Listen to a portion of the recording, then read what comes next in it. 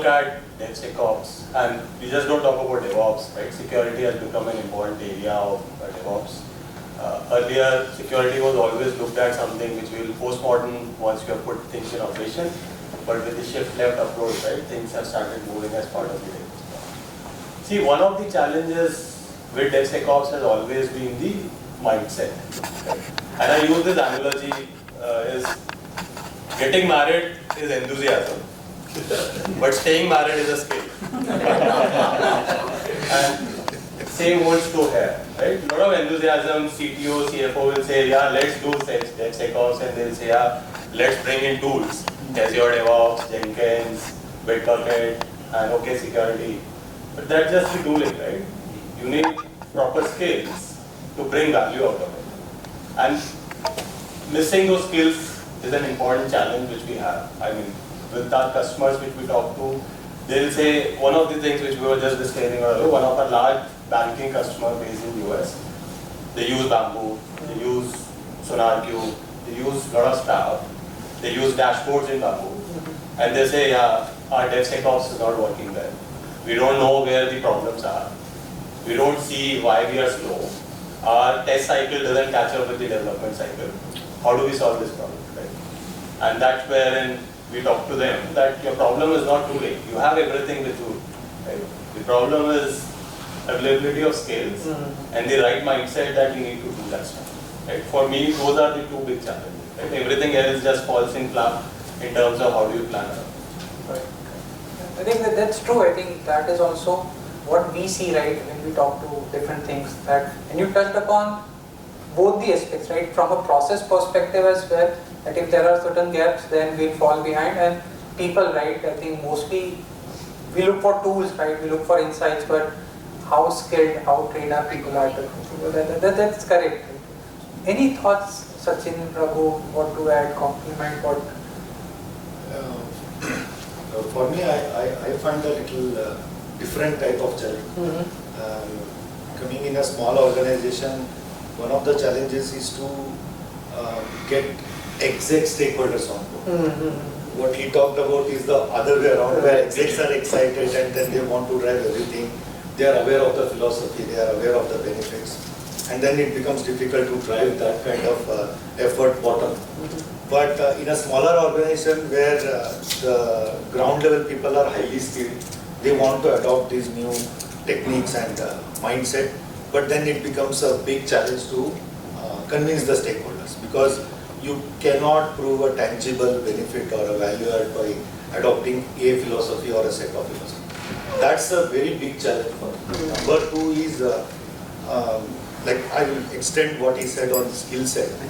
Oftentimes when we talk about DevOps, right, we have the tech side and the operation side, and then on paper we say these people collaborate. But when it comes to real life, that collaboration, when you look at that collaboration, the first few discussions are a big mess. The one person, what he talks, the other person does not understand. And the other person feels that you are not understanding my challenge. So that is a big problem to solve. And it's not just skill set and mindset, it's also continuous training to people and say that stay put, like you said. It doesn't get solved overnight. So I think these are the two major challenges in my org I faced. Sure, that's correct. And a follow-up question with you. So let's say when you talk about DevOps, so we started on the journey, right? But how do we measure the success? Again, success is very relative, right? So how do you define that success and how do you measure that I am going on a right track? Specific metrics that you look at, how do you measure, monitor those metrics? So what are your thoughts on that? So, so if you talk about, we have like 12 to 14 metrics we people use it, but totally depend on how you set the process. So first important one takes like probably a lead time, which is nothing but you plan it out and then code and then unit test and build it. Now earlier how much time you taking to release this, and now you take. If you have a drastic decrease, and then only you can say this is successful. And continuous monitoring is a key part to measure those metrics. And sometimes we have a ready-made dashboards and all this stuff, like you have a graph on your data that you can use and to monitor this, right? Now, but going beyond, weekly, week over week, month over month. Like for example, this is a right example. You married and then maintaining this, right? Now, so when you married, you kind of have so many advices and all the stuff. You setting all the stuff, all the things on the plate, and everything is working fine because that's how you set up the DevOps.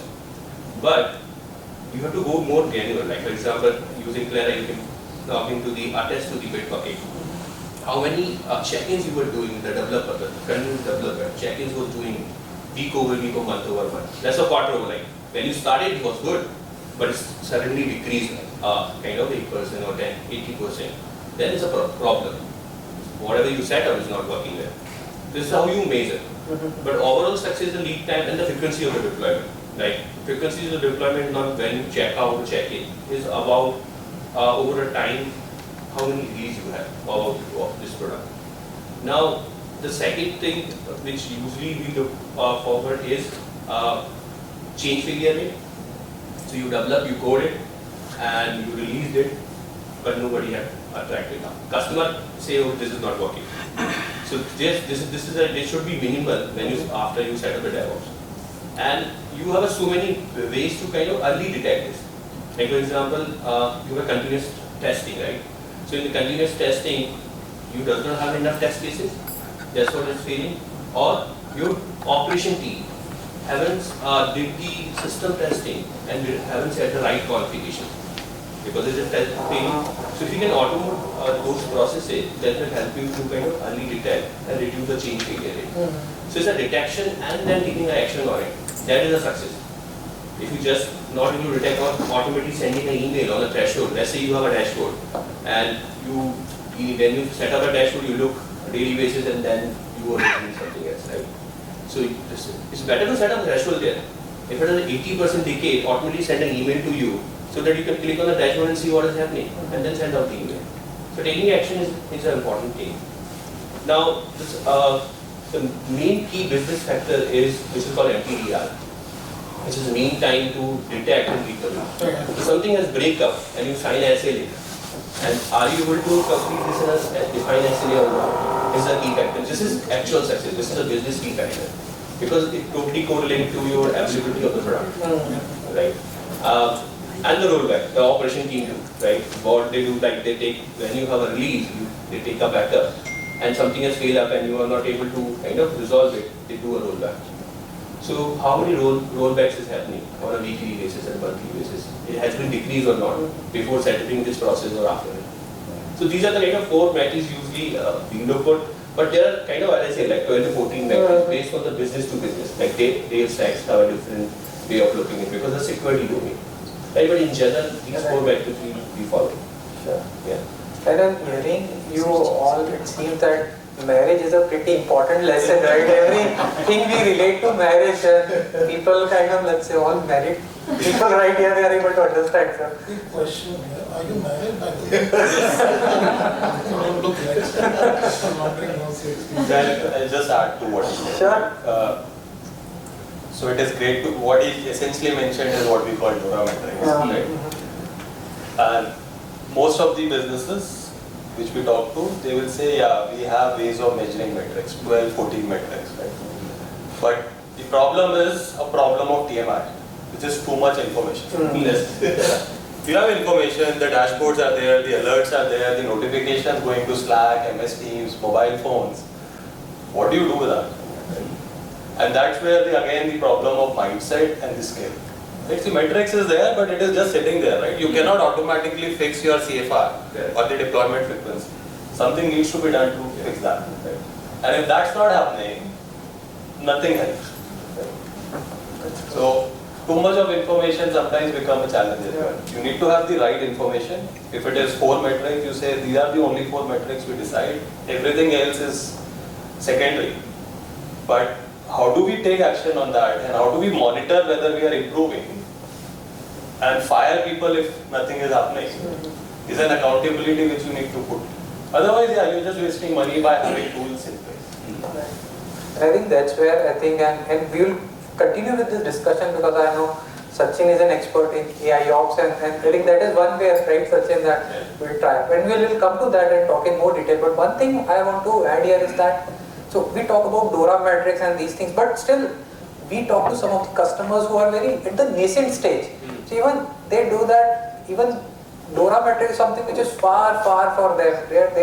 They don't have a CI process, they don't have check-ins, so it becomes very difficult for them, right? So for them, success is still a different thing. Maybe putting up a Jenkins or automation build is a milestone for them, that at least my builds are coming up, right, regularly.